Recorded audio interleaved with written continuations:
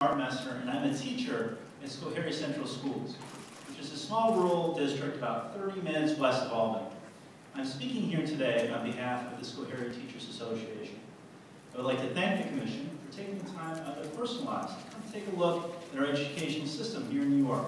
And it's my sincere hope, truly, that the Commission, together with parents, school administrators, teachers, students, state government, and other stakeholders, can find an agreeable and practical way to improve our educational system.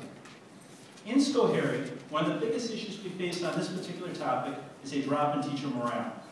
Morale is at near rock bottom. And I hear almost every single day great teachers talk about leaving the classroom and the profession they love. This has many different causes.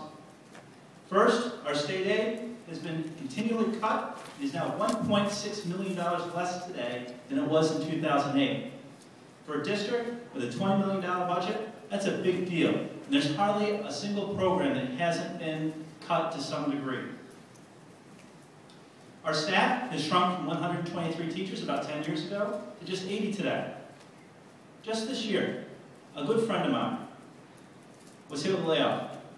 He was recently named the 2012 Coach of the Year and was voted on by the senior class to be the graduation speaker. This is a guy who would spend 2 to 4 hours every day after school, unpaid, on his own personal time, working with kids. Due to the layoffs, we have increased class size, and we're continually asked to do more with less. We've been doing what we always do, which is picking up the slack. But every year, it gets worse, and there doesn't seem to be an end in sight. We see the school being transformed into a testing factory, where students as young as 8 are required to spend weeks sitting in chairs taking what seems to be an endless battery of tests.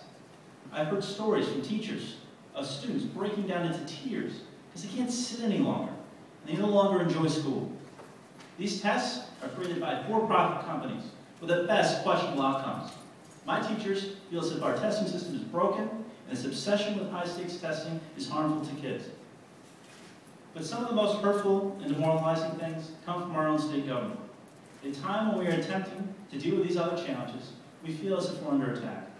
Just one example is the constant drum of being ranked 38th in graduation rates and #1 in spending. My teachers feel that is misleading and unfair for many different reasons. Schoharie teachers know that New York has higher graduation requirements than most other states. So you're literally comparing apples to oranges. As a matter of fact, only 8 other states even come close to matching New York's rigor. The fact is, we could be #1 just by lowering standards. My teachers soundly reject this option, but I pointed out to you to show how easy it is to manipulate this figure. Teachers at Schoharie are all for using data to improve, and we're for accountability. However, successes in New York State public education seem to have been almost completely lost or ignored by the state.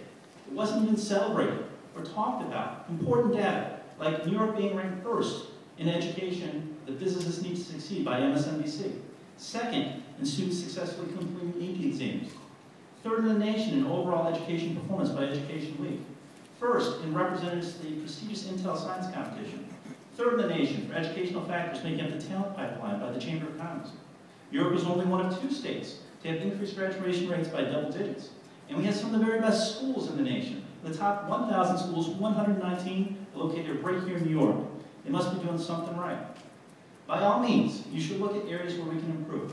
But if we're going to take an honest look at where we are in education, we have to look at the entire picture, not just the worst stats. If we don't know where we really stand, then how can we know how to move forward? My local has had a very difficult year. We've endured a flood that destroyed 80% of our town. We've continually been asked to do more with less, and we've taken beating on our profession. And we're simply asking to be treated fairly and with respect, to have our funding restored so that we can provide our students with a well-rounded education. And of course, we need to fix our broken testing system. Anything the Commission can do to help bring much-needed relief to these issues would be deeply appreciated. And on a side note, we've had a couple speakers talk about the Triborough Amendment. And my teachers feel very strongly that when we talk about Triborough, when we talk about steps increases, it's important for the Commission to know that we don't believe that really costs a district that much more money, if any at all. Simple math, if we have 30 steps and 1 person on each step, with an average salary of $45,000. As one person goes off step or retires, a new person comes on, the next year your average salary, $45,000. It keeps an important balance we feel in our schools. Thank you very much.